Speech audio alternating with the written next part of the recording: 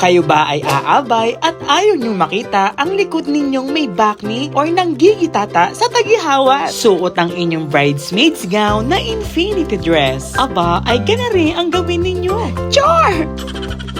May brooch tayo na inilagay diyan na ating alagyan ng link sa ibaba nang makapili kayo.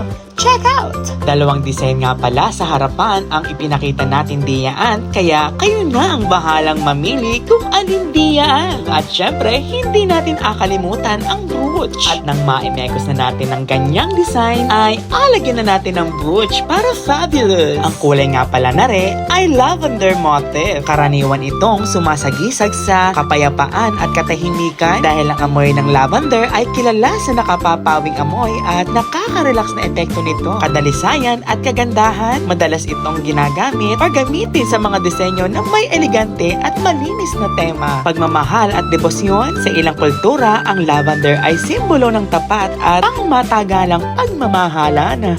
Char!